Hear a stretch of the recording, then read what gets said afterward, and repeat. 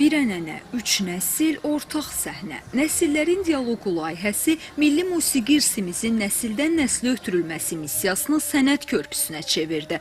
Kamera və orqan musiqi zalında keçirilən konsert proqramında Milli Konservatoriyanın müəllimləri, xalq artistləri Məsum İbrahimov və Elçin Həşimov, əməkdar artistlər Təyyar Elnur Əhmədov, həmçinin konservatoriyanın məzun və tələbələri çıxış etdilər. Milli Konservatoriya bu layihə ilə ustad sənətkarlarla onların yetirmələrini eyni səhnədə görüşdürərək yaradıcılıq əməkdaşlığını, sənət mübadiləsini və peşəkarlıq ənənəsini davam etdirdi.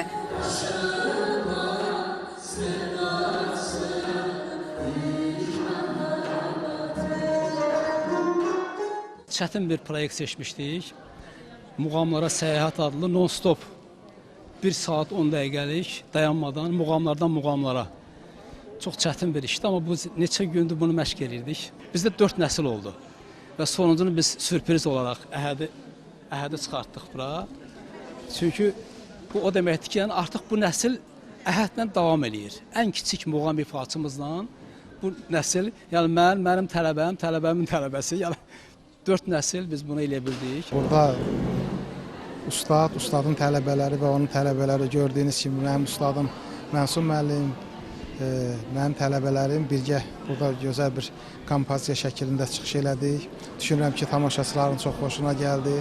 Ümumiyyətlə belə milli musiqimizə həsr olunmuş konsertlər çox olsa daha yaxşı olar və gördüyünüz kimi əksər gənclərin də burada iştirak eləməsi bunu ona xəbər verir ki, milli musiqimiz sevənlər, bütün yaş hədlərində istər, gənclər, uşaqlar, böyüklər, bu bizim milli musiqimizin təbii ki, uğurudur.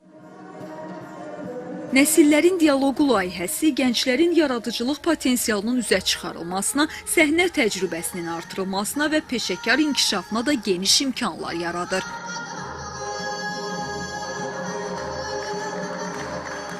Ustadlarıma təşəkkür edirəm, Təyyar müəllimə, Məsum müəllimə ki, mənə bu gözəl tədbirlərində hazırlaşdırdılar, çox gözəl dayaq oldular. Bu layihə bir daha göstərir ki, bir səsin digər səsə ötürdüyü əmanət hər nəfəsdə və hər gələcək addımda yaşayır.